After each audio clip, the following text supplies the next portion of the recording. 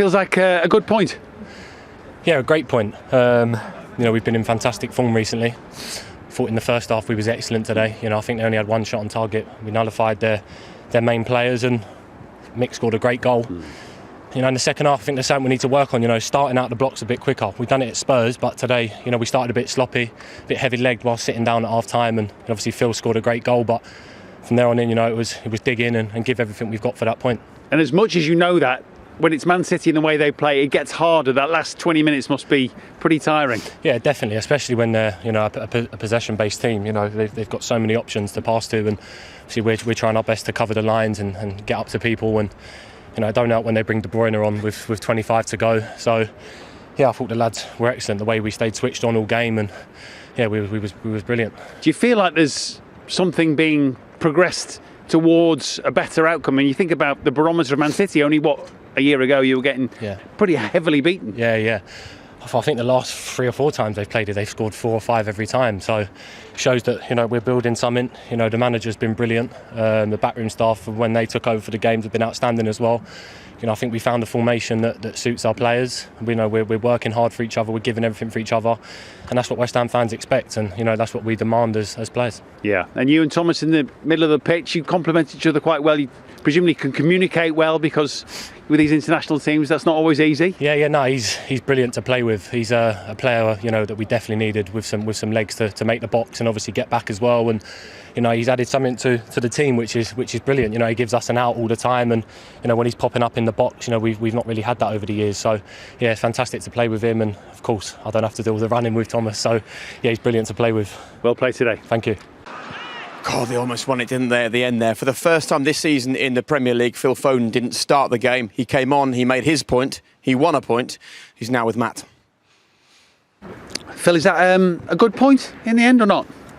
No, obviously not. We would like to get the 3 points today. But I think we played very well and controlled most of the game, so I think we're going to be disappointed not to get the win today. But yeah, we're not a team who will sulk a lot, We'll probably get over it by tomorrow and try and work on things that we can improve and go next game. What were the instructions to you from the boss at half time? Because you made a good impact. Yeah, just try to be lively, come on and make a difference, and yeah, I tried to do that. And obviously I got the goal, and yeah, it's unfortunate we couldn't get the second. But yeah, when another day, Brad's finished his chances and Riyad, so yeah.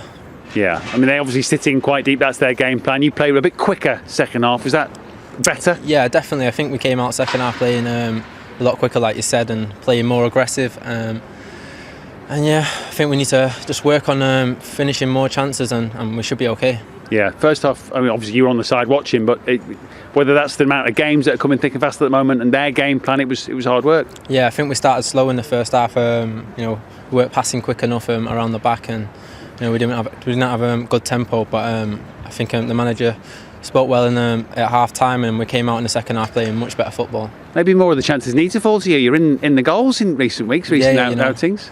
Yeah, I always like to get into the box and arrive there. Yeah, I enjoy scoring goals, so I'm going to try and continue that form. Yeah, and nice. Obviously, you've had, I suppose, it's fair to say, a difficult few weeks. We've had a strange few weeks, obviously not being involved with England. So nice to just be back on a pitch playing football. Yeah, definitely. It's nice to be playing as much as possible. Because I love this club and I love playing for them. So yeah, I enjoy it. Well done today. Thank you. Yeah, he's a young man who wants us to just be talking about his football, and if he carries on coming on to matches and changing them like that, we will be. Yeah, definitely. I think it's the evolution of Phil over the last 12, 18 months. Yes, he impacts the games. I think you're going to see his goal record in regards to them not losing since in every game he's scored in. So the impact he has now is remarkable. The fact that Pep has looked to him before Kevin De Bruyne, regardless of fitness status, he's come on and he's impacted the game as he has done in regular recurrence. Yeah, I said at half time, how much I love this kid. I think he's got so much. Come on, he had energy. He receives the ball off both feet. He knows what's around him. He said in his interview there he likes scoring goals. You can tell he's got a hunger for the game. He's got hunger to score goals, and that's an outstanding finish, because back to goal and to swivel, to get your hips round and get good contact and creep it in the near post. He's an outstanding player, and not only for Man City. I think today. I mean, I've seen him live before, but I think today he looked like the best player on the pitch when he come on. And you look at think of the amount of money spent on some of the players and the stars there, and that's a young Englishman. He's an outstanding talent, and I think after today, Pep will look at him in a different light because he changed the game. So what does he need to do then until Pep doesn't even consider not starting him? I think that today is one of them occurrences. There's 2 massive games coming up. Obviously, one of them is Liverpool. He will start against Liverpool, and I'll be very surprised if he doesn't. But he just needs to keep performing. The fact that he brings the energy and you bring him on to create a new tempo for the team, just is a credit to him. He's so passionate about football and Man City. It's ridiculous. You could see the frustration and disappointment in his interview. The fact that he scored and he's one man of the match isn't enough for Phil. He wants to win. He wants to score goals, and he wants to impact games. And this little clip here when he broke through the lines there, he's just a strong lad as well. Like a Gaza, he drives with the ball. His upper body strength's good. His technique's top drawer. He's almost a finished article. We've almost been waiting 2 years, and Pep's dropped him in, took him out, dropped him in. Pep gave him a massive honour when he said he's one of the best young players he's ever seen. And think of the players who Pep's eyes have been on. So I think he's managed him perfectly now, but I think now you've got to be talking as a focal point for Man City and hopefully England as well. I'm just a massive fan of him. OK, well, talking of Pep Guardiola, he's just emerged from the dressing room. He's with Matt right now, so let's get his post-match thoughts. Pep, well, how do you analyse that? We start really good. I thought we could see the goal for the action. The first time they arrived, after we struggled to find it, and especially the last 15 minutes, second half, we were much better. They defend so deep, and we had the chances at the end to score a goal. We could not convert. Period to struggle together for the problems that we have, and move forward. Was it the goal that changed the game? Because you started well, but then after they'd scored, it felt like it was a struggle for you. No, I think we didn't play bad except the last 10 minutes, the first half. We know where you let them run with Antonio, with the people, how many players arrive in the box, so we knew it. And you have periods in that, so and we have the chances. We have the chances to score, and we didn't do it. Second half, you had more intensity, more speed in your play. That felt like it from the sidelines? Well, we started really well, so that means that we were ready from the beginning. Yeah, and Sergio coming off, is that a physical problem or? Injured. He's injured again? With the same problem or? No.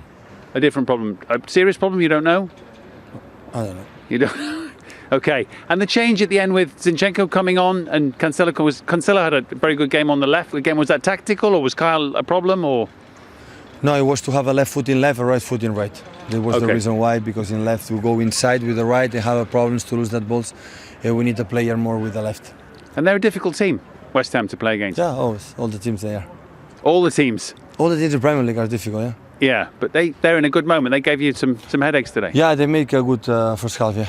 Yeah. And you have to rotate, I guess. Phil came on and gave you something extra today. Yeah, not just his goal. As always, he gave us something extra, Yeah.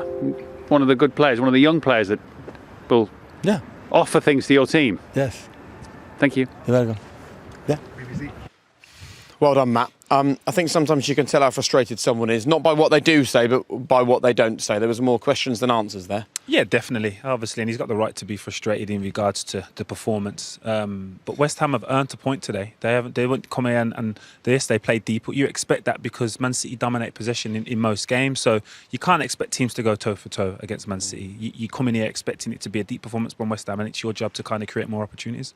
You've both just been singing Phil Foden's praises. They'll need Phil Foden. They will need Raheem Sterling. They'll need Ferran Torres, because if Aguero is out for any length of time, that's another blow to them in a period where they've struggled. Their points record isn't what it used to be. I know, and I think it goes back. We were talking before. He's never really dealt, I don't think, in the last 18 months with the two centre halves. Hopefully Diaz can come in and be that player, get Laporte fit. But Aguero's going to be a big miss for him. Today he looked off it. Pep said there he had an injury. He looked like he might have been one of them. When you're coming back from injury and you're carrying something, but you're so desperate to play and you try and do it. But he didn't look right today, Aguero. He come off, Foden come on, and he nearly won the game for him. But they're all going to be important. Sterling and Foden might have to go and play as false nines up there together. and try and get some balance and penetration. He's going to have to shuffle the pack, and it's not often we've had to say that with Pep, because he's had so much to pick from over the years. So it's a test for him. Yeah, he was a bit spiky, wasn't he? And I think we can kind of understand why. Let's talk about West Ham's defending though, because Manchester City had 70% of the football today, and they managed to score 1 goal. Of course, they will be frustrated with their finishing, but you can't take anything away from the way West Ham dug in today. This is a game that maybe they lose last season or the season before. They'd probably lose 3-4 weeks ago, but the fact that they've earned it, they've Man City have obviously got in behind a couple of times, but the keenness and eagerness to get back. Look there, you've got 3 players chasing him back and just trying to get any contact on the ball and prevent Man City from getting a clean opportunity on goal. Yes, they're getting crosses in the box, and these are good opportunities, but West Ham have got a good understanding of what they need to do in the box. Yeah, I mean, it's not by luck, it's by design. David Moyes works very hard, and like he said, and Declan's alluded to it in his interview, they've fallen on a system with the 3 centre-halves and Souček and Rice in front of them, where they're so compact, they talk so well, and they get their bodies in and they defend. These little things here, last-ditch defending. He talked in his interview, didn't he, about flaky West Ham, and we said, look, this is unbelievable. And when they need the goalkeeper, he's been outstanding for the club as well. So there's a base there. There's an organisation, and look how frustrated Pep is with that. And he was reluctant to give West Ham credit today, but I think when he sits back and calms down a bit, I think he'll say, listen, they defended well. Yeah, but on another day, Man City do score more goals. I think that the Raheem Sterling chance there that Phil touched on, and Mahrez chance opportunity at the end, I think better touches create better opportunities for them to get clean strikes. So it was unfortunate they didn't score more goals, but West Ham done well. And we will give West Ham credit, because it's not just about picking up a good point against Manchester City today. It's about the start to the season. I remember having a conversation with you, actually, Joe, first game of the season. We looked at the fixtures. I was like, mate, how many wins are West Ham going to get from that? And you look at those results, that's impressive. Yeah, could have ended up with a Norwich-like points total. No, we looked at that, and actually no need for that. Yeah. Sorry, mate. I know I'll get you back sometime. But no, we looked at them first games, and you're wincing almost as a West Ham fans would be. But they've done so well to get points on the board. Fantastic results against Leicester and Wolves, points against Spurs and Man City. Yeah. Now you've got to kick on now. Yeah, and without Antonio, there might be a little change. That's an important thing, because you both took a really close look at their game plan in the build-up. But we saw today that game plan kind of goes out the window a little bit when you lose Antonio. Yeah, definitely, because the fact that you have to play so deep, you have to isolate a striker, and then obviously you get it up front, and then you've got players like Bowen that can just take the ball for a run and just relieve pressure like a valve, really, and then just take it up there, not looking to get across in the box, but just looking to keep possession and get possession in the final third of Man City. Yeah, I mean, that's what it was when it was stay stoic, stay strong, stay together. Then you get it to Bowen, you get it to Antonio. They've emerged as crucial players within this system, and Bowen ran himself ragged today, so he ran his race. Antonio got an injury, and when they came off, West Ham couldn't get out. So first half they're excellent. Declan was reading the game. He's so well at this, exceptional positional play. Just not just his physicality, where and when he gets it. This is the Antonio injury. You always run a risk with players like Antonio. They can always got a muscular injury, because everything's at 100% pace, isn't it? And I think that could be a pivotal role. It's going to be a challenge now for David and his coaching staff to find a way to play without him. Haller, he's spent big money on him now. Now he needs to step up. Now's his chance. Is he ready? Yeah, definitely. I just think it's a tougher process to game plan without them players that can just run in behind and do the willingness for the team that possibly goes unnoticed in terms of possession. But Haller would that's Antonio. He gets in behind. He stretches the back line and makes the ball being played where he wants it to feet, and then it just allows errors to occur and obviously teams to condense West Ham. And so much to build on now from here for David Moyes, isn't there? Yeah, and that was everything he was saying in the week. He was talking about the players. He's got the characters he's got in the dressing room. They want to add again. The owners are excited by the results that are coming. Look at the fixtures coming up. There's some good ones in there. There's also some tricky ones. But I just think now, great point today.